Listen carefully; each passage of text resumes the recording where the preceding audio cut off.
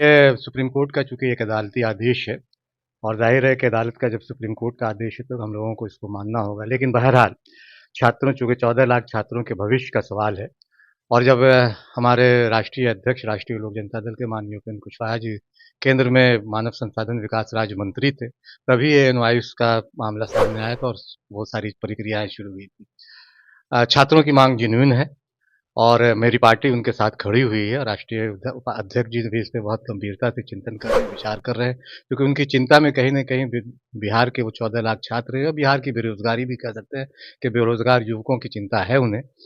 और मुझे लगता है कि इस सिलसिले में वो बहुत गंभीरता से उन्होंने एक आध दो दौर की बात की है कि देखिए, सिर्फ़ सिंघल जी को हटाने से काम नहीं चलेगा।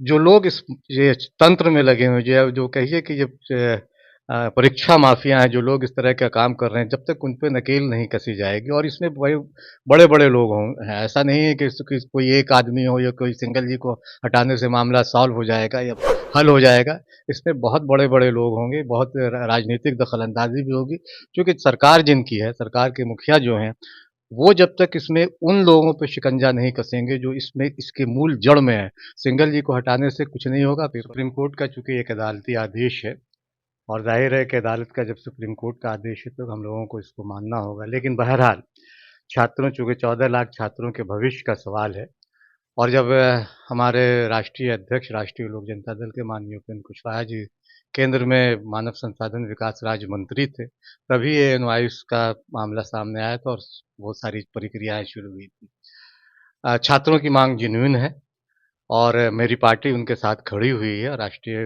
अध्यक्ष जी भी इस पे बहुत गंभीरता से चिंतन कर रहे हैं, विचार कर रहे हैं, क्योंकि उनकी चिंता में कहीं न कहीं बिहार के वो 14 लाख छात्र हैं और बिहार की बेरोज़गारी भी कह सकते हैं कि बेरोज़गार युवकों की चिंता है उन्हें।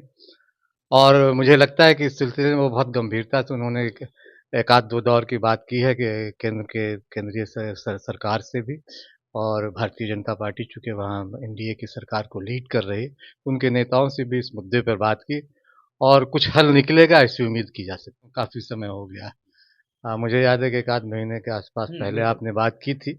उसके बाद सारी जानकारी उन्होंने ली और इस सिलसिले में बात की है और बात करेंगे भी भविष्य में। ज़ाहिर है कि चूँकि शिक्षा जो है, शिक्षा और शिक्षक, इन 2 मामलों को लेकर जब हम राष्ट्रीय लोक समता पार्टी थी, हमारी चिंता बिहार में शिक्षा व्यवस्था थी, है और रहेगी। इसलिए माननीय उपेंद्र कुशवाहा जी इस मामले पे बहुत गंभीर हैं और बहुत गंभीरता से इस पे आगे बातचीत कर रहे हैं और करेंगे। ये हम लोग अभी सरकार में नहीं हैं, हम लोग एक पार्टी में ज़रूर हैं, एनडीए के साथ ज़रूर हैं, लेकिन सरकार में भी हमारी पार्टी शामिल नहीं है। लेकिन फिर भी हम बहुत प्रयासरत हैं। हमारे जैसा मैंने पहले भी कहा कि माननीय उपेंद्र कुशवाहा जी चूँकि उनके केंद्र में उनकी चिंता के केंद्र में शिक्षा और शिक्षक है और लेकर लगातार हम लोग सड़कों पर भी उतरे, संघर्ष करते रहे और शिक्षकों के भविष्य को लेकर वो चिंतित है, तो निश्चित तौर पे वो बात कर रहे हैं और बात करेंगे। उम्मीद की जानी चाहिए कि चुनाव से पहले कोई बेहतर हल निकल आए ताकि जो 14 लाख छात्र हैं या अभ्यर्थी हैं शिक्षक, उनका भविष्य बेहतर बन सके।